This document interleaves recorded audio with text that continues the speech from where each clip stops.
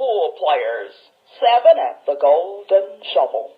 We real cool, we left school, we learn late, we straight, we sing, sin, we thin gin, we jazz June, we die spoon.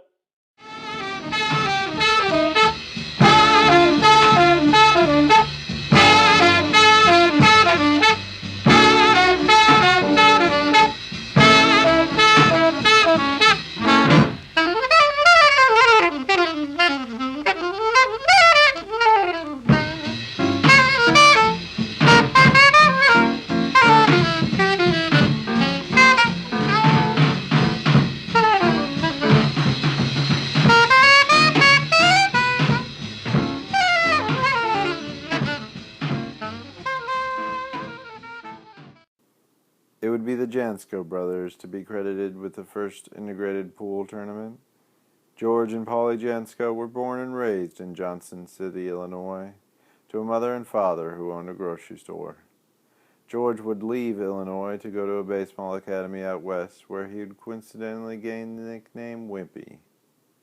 He would come back in the 50s, abandoning a career in Major League Baseball to return home to build the Q Club. Even though the game was one pocket and was not yet recognized by the Billiard Congress of America, their little Johnston City, Illinois pool hall would become home of one of the largest Hustler tournaments. 1 month after the release of The Hustler, starring Paul Newman and Jackie Gleason, the first tournament was held on October 25th, 1961, with a prize pool of $5,000 cash.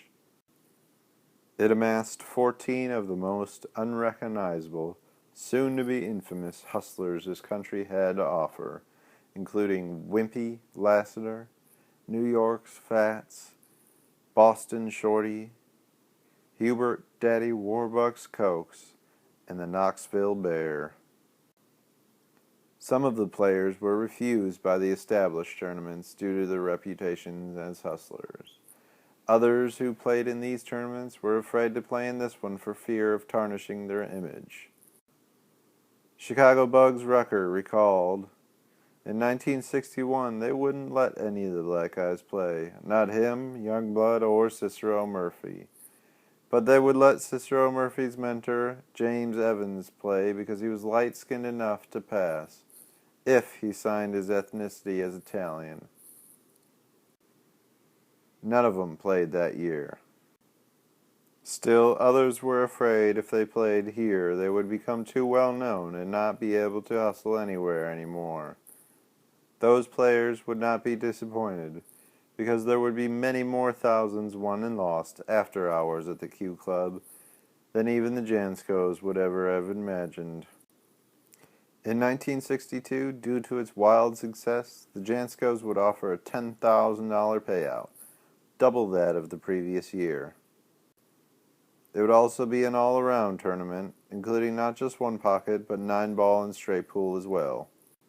1962 would also be the first year an African American would be allowed to play in any tournament ever. Javon Lee Youngblood Washington, a Chicagoan and self-proclaimed Negro bank pool champion. Though it would be Wimpy Lassiter that would dominate the charts for the next 3 years.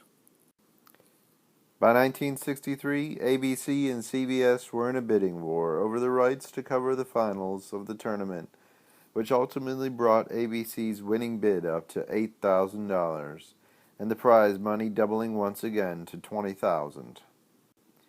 ABC's coverage also brought along with it the IRS. On the morning of October 26, 1972, the IRS, along with the Illinois Bureau of Investigation and Illinois State Police, raided the Q Club and brought an end of an era to the Jansko's Johnson City tournament.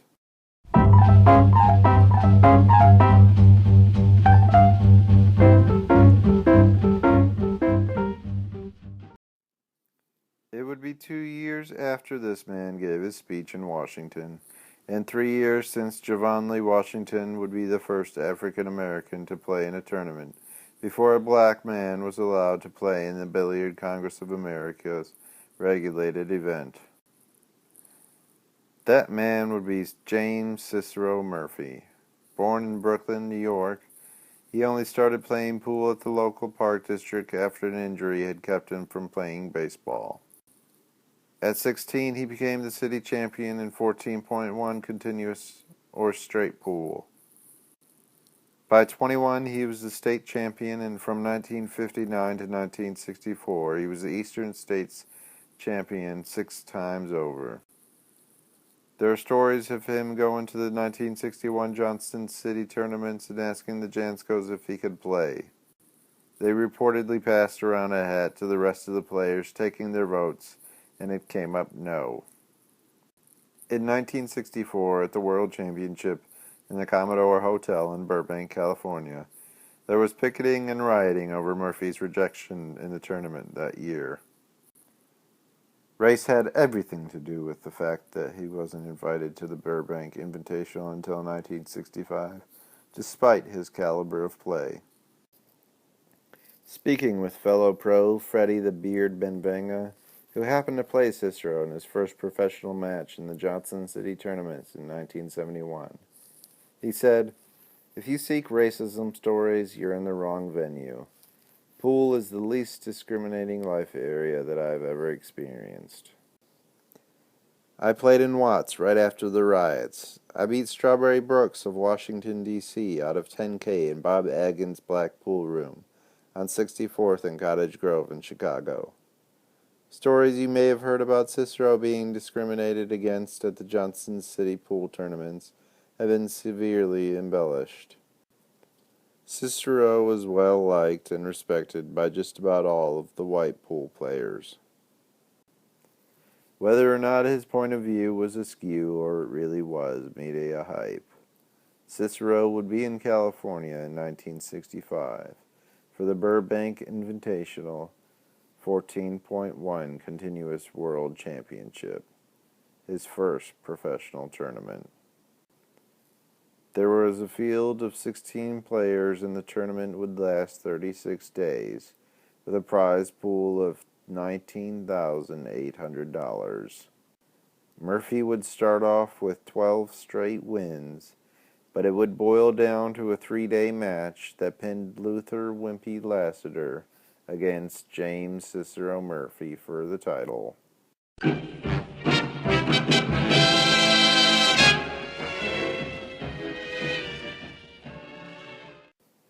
It would be a race to 1,500.